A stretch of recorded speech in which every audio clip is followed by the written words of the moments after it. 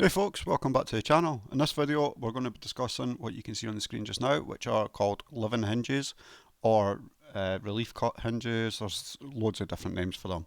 Basically they allow you to bend wood, acrylic and other materials around corners where it normally would be a solid object, and you wouldn't necessarily get the right effect that you're looking for. So to do that, we're going to install a plugin for Inkscape. If you've not got Inkscape, you'll be able to find a link to that in my description, as well as the link to the plugin and then the project that we're going to be making later in the video. So to kick things off then, we'll open up the browser and we'll go to the GitHub link, which you can see in the description, or you can just copy it off the video itself. From there you'll see the little box that says code, and then you click on download zip. Once you've downloaded that, then you just open up your downloads folder, and then you need to extract the files from that. So you right click on it and then you go down to extract all, and then you just follow the on screen instructions. Save it where you want to save it. I'm just saving it in the downloads folder. And once that's done, you need to open up your extensions folder, which you can find by going into Inkscape. So you can see there, that's all the details that you need. So you go into Inkscape, you go to edit, and then you go to preferences down the bottom. And once you've opened that, you can go to user extensions, and then it's got a handy little open button at the side there. You just click that.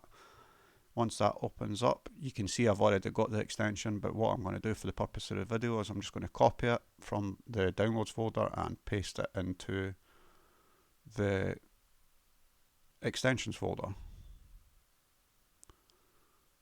So for me, I get a pop-up saying replace all items. You won't get that if you've not got it in your file folder already.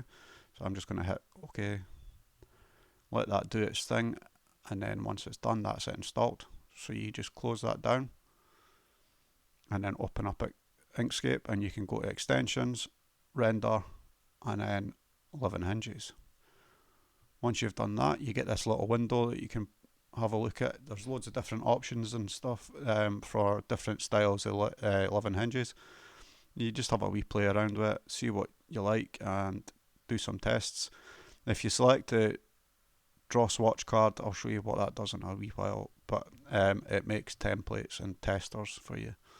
But you can see by just adjusting that bar there that it really does change the shape and the cut reliefs on the project that you're making.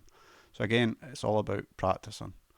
So to make those swatch cards, then you just click that button, and then it gives you the information underneath the title what you're changing. You can see it changing in real time here to the values on the screen. It's really handy, which means if you do cut these out of your projects, you can keep them for later reference, which is brilliant.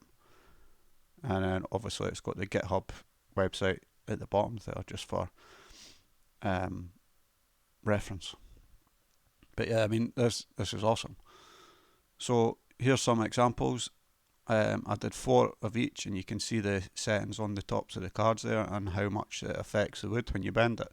Some of them are slightly more flexible than others, and some of them are quite rigid. The style, I guess it depends on what you're looking for, but some of them have got a bit more artistic look about them than others. So again, this is the most rigid out of the 3 of them, or 4 of them should I say, and it's quite solid. This one, it's the most bendy, but I've got a feeling that it probably wouldn't last a huge amount of time. I guess it depends on what you're using it for, but you can see it really does allow you to flex that wood in whatever way you want, basically.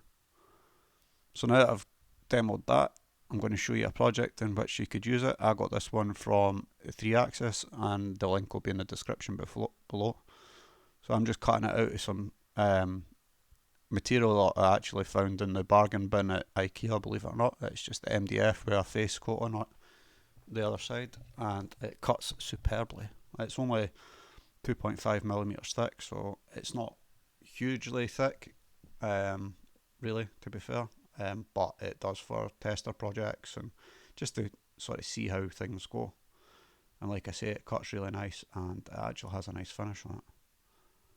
So once this is cut out, we can build it. I'm just going to speed through the build process and we can have a look at it at the end. But you can really see how these living hinges can benefit different projects that you might have.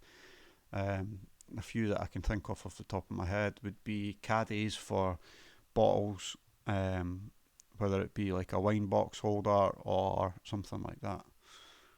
So now it's out, you can see there's quite a lot of flex in that piece there. It moves and bends really well, and it just all clips together with the tabs on it. So I'm just going to use some super glue to super glue it all together, and then yeah, job's a good one. It's nice and simple and straightforward.